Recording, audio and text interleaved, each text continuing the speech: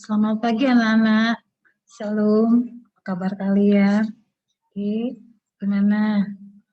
Tetap sehat? Oke, jangan lupa ya, tetap menjaga protokol kesehatan 3M dan 2I. Oke, untuk hari ini kita akan membahas pelajaran baru, pendidikan agama Kristen dan budi pekerti. Oke, nah, jadi tolong perhatikan, nanti ada beberapa yang akan saya disampaikan mengenai pelajaran ini. Oke, untuk kelas 7, 8, 9, segera mengumpulkan tugasnya di GC dan WA Rohis. Oke, sebelum kita mulai acara pelajaran kita berdoa, tundukkan kepala, berdoa semoga Tuhan berkati pelajaran kita dari pertama hingga akhir. Doa dimulai. Selesai. Saya akan tampilkan beberapa materi dalam bentuk slide-nya. Oke, jangan lupa siapkan catatan dan pulpen kalian serta Bible atau Alkitab di bangku kalian.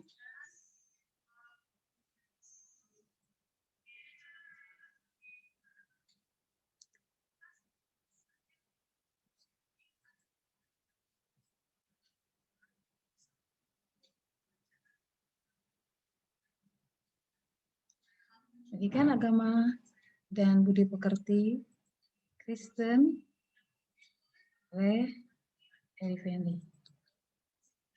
Judul kita hari ini atau pembahasan yaitu baptisan sebagai tanda menjadi milik Kristus. Ini adalah judulnya. Tujuan pembelajaran, siswa mampu menjelaskan makna baptisan sebagai lambang pembasuh diri. Oke, yang kedua, siswa mampu menjelaskan tentang baptisan Yohanes. Yang ketiga, siswa mampu menerapkan ajaran Alkitab tentang baptisan. Jadi ini tujuan belajar kita hari ini. Oke, semoga kalian mengerti. Kompetensi dasar memahami bahwa Allah mengampuni dan menyelamatkan manusia melalui Yesus Kristus. Yang kedua, membuat karya yang menunjukkan kesanggupan mengampuni diri sendiri dan sesama. Oke, ini ada gambar Tuhan Yesus. Baca kita untuk selalu dekat dengan Dia. Oke, sebagai juru selamat dan penebus dosa kita. Bahan Alkitab atau bacaannya Roma 6 1-6, Kisah Para Rasul 19 ayat 4 ini sabda Tuhan. Kalian bisa lihat nanti di Alkitabnya setelah pelajaran ini, jadi lebih detail ya. Saya bacakan untuk Kisah Para Rasul 19 ayat 4, kata baptisan Yohanes adalah baptisan orang yang telah bertobat. Dan ia berkata kepada banyak orang bahwa mereka harus percaya kepada Dia yang datang kemudian daripadanya, yaitu Yesus. Oke.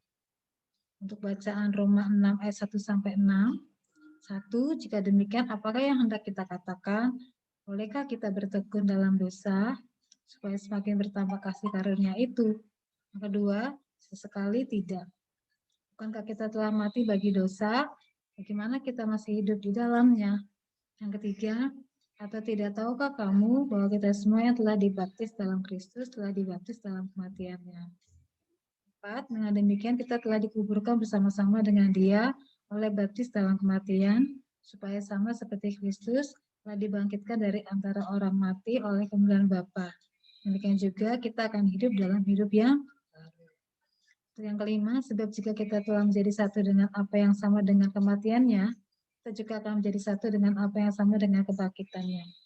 Yang keenam, karena kita tahu bahwa manusia lama kita telah turut disalibkan, supaya tubuh dosa kita hilang kuasanya, agar jangan kita menambahkan diri lagi kepada dosa.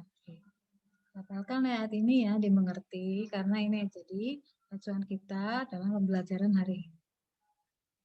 Oke, makna baptisan menurut Alkitab. Ini pembahasan pertama. Dalam Perjanjian Baru, baptisan berasal dari bahasa Yunani, baptizo, berarti menyelam atau mencelupkan. Tapi itu bukan satu-satunya arti, sebab dapat juga berarti membasuh atau membersihkan diri dengan air. Ada di Markus 7 ayat 4, Lukas 11 ayat 38. Dalam Alkitab Perjanjian Lama, baptisan dikenal dengan istilah tevilah, yang artinya adalah pembersih atau pencucian. Upacara baptis dalam agama Yahudi yang mereka namakan tevilah juga wajib dijalani para calon yang dibaptis dari non-Yahudi yang akan masuk menjadi pengikut agama Yahudi. Ini informasinya ya pada masa Perjanjian Lama, bangsa Yahudi juga ada tradisi membasuh diri yang seperti namanya baptis, yaitu tevilah. Baptisan Kristen melukiskan identifikasi orang percaya dengan kematian Kristus, penguburannya dan kebangkitannya. Dalam baptisan Kristen dimasukkan ke dalam air menggambarkan dikuburkan bersama dengan Kristus. Keluar dari air menggambarkan kebangkitan dari Kristus. Ini artinya maknanya ya. Adat membasuh dalam Perjanjian Lama lebih mempunyai arti sebagai penyucian diri. Maka baptisan Yohanes bersifat ekatologis, menuju kepada Kristus yang akan dibaptis dengan Roh Kudus. Ada di Markus 1 ayat 4 sampai 8. Dalam baptisan Yohanes sekalipun bermakna pencucian diri dari dosa, tetapi sifatnya melambangkan pertobatan dan pengharapan akan kebangkitan. Ini ada gambar anak-anak ya sedang baptis ya. Baptis air atau percik kalau anak kecil ya. Disaksikan oleh orang tuanya, diantar ke gereja, disaksikan oleh umat. Jadi sana ada pastor atau romo ya yang memimpin acaranya. Baptisan anak. Ada gereja yang melaksanakan baptisan untuk anak-anak, tapi ada juga gereja yang hanya mengakui baptisan orang dewasa. Banyak gereja di Indonesia memilih untuk membaptiskan seseorang sejak bayi, dan baptisan dilakukan berdasarkan pengakuan dan iman orang tuanya. Dalam Injil Matius 19 ayat 14a, Markus 10 14a, atau Lukas 18 ayat 16a, Yesus memarahi murid-muridnya yang ingin menghalang-halangi anak-anak datang kepadanya. Ia mengatakan, biarkanlah anak-anak itu datang kepadaku, jangan menghalangi mereka. Yesus memberkati anak-anak. Maka baptisan anak-anak memiliki dasar dalam Alkitab, Yesus sendiri yang menyambut anak-anak dan memberkati mereka. Dalam Injil Matius 28 ayat 19-20, Yesus minta murid-muridnya untuk pergi ke seluruh penjuru bumi, kabarkan Injil Kerajaan Allah dan membaptis orang-orang percaya dalam nama Bapa, Anak, dan Roh Kudus. Yesus menginginkan agar keselamatan diperluas mencakup seluruh bangsa. Keselamatannya yang pada mulanya dipahami hanya milik bangsa Israel, sebagian umat pilihan, ini diperluas Yesus menjadi milik semua bangsa.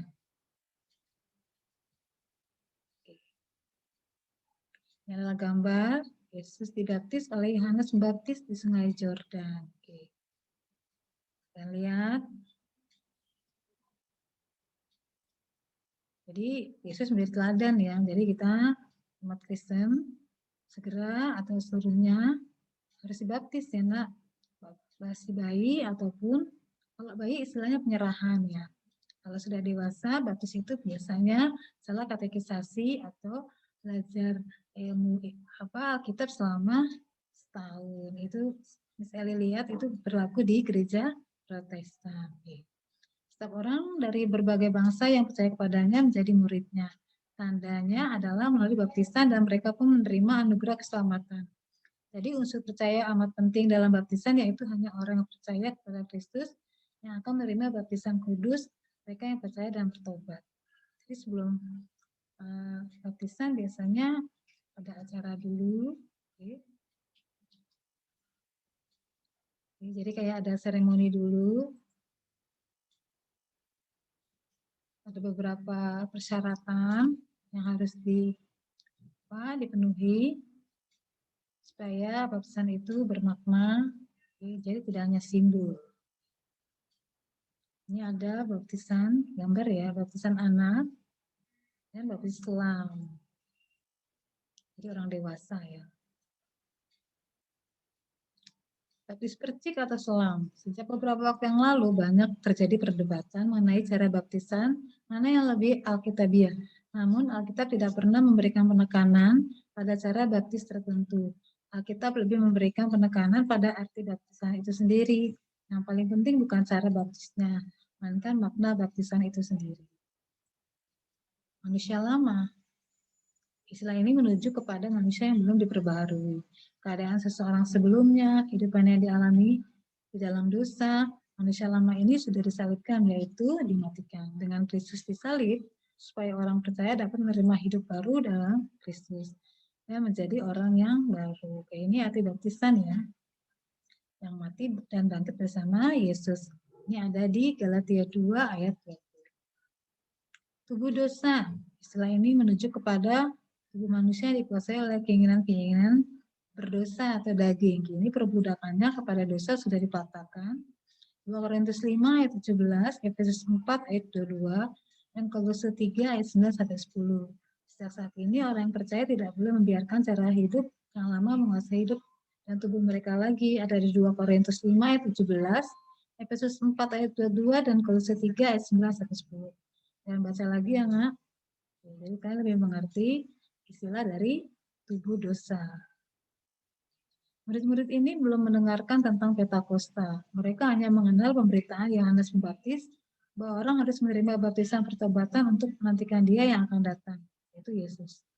Bagian Alkitab ini menegaskan kembali baptisan Yohanes merupakan baptisan pertobatan, sedangkan baptisan di dalam nama Yesus adalah baptisan Roh dan Kudus.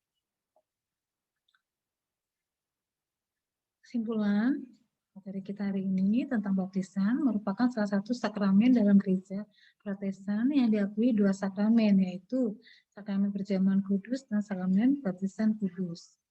Baptisan kudus merupakan tanda seorang menjadi bagian dari persekutuan orang percaya yang telah bertobat dan bersedia hidup baru dalam anugerah Yesus Kristus.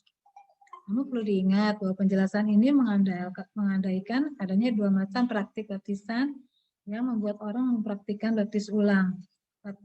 Baptisan adalah sekali seumur hidup, apapun caranya, percik atau selam. Jadi baptis tidak ada dua kali ya, hanya sekali. Latihan untuk tema baptisan kita hari ini yaitu mencatat materi ini ke dalam buku catatan. Kenapa? Biar tidak lupa. Yang kedua, lakukanlah ketiga kegiatan yang ada di buku paket kalian. Halaman 22 dan kegiatan 4 di halaman 23. Nanti bisa saya kasih tahu ya di grup ya, di bukunya. Yang ketiga, kerjakan di buku latihan. Di foto, kirimkan ke WA grup Profis. Okay, thank you. Chat your file. Okay, terima kasih atas perhatiannya. Kita sudah diskusikan tentang apa sih makna baptisan dan penerapannya dalam kehidupan kita. Oke. Terima kasih atas perhatiannya. Sebelum kita tutup pelajaran kita berdoa. Saya yang pimpin, dengan kepala. Terima kasih Tuhan untuk hari ini. Kau menemani kami. Untuk pelajaran tentang baptisan yang diberikan oleh guru. Terima kasih untuk murid-murid-Mu Tuhan yang sudah mau belajar tentang baptisan. Semoga apa yang dipelajari hari ini akan berguna untuk sekarang dan nanti. Semoga Tuhan menjadikan kami anak-anak yang setia kepada-Mu. Terima kasih Tuhan. Haleluya. Amin. See you.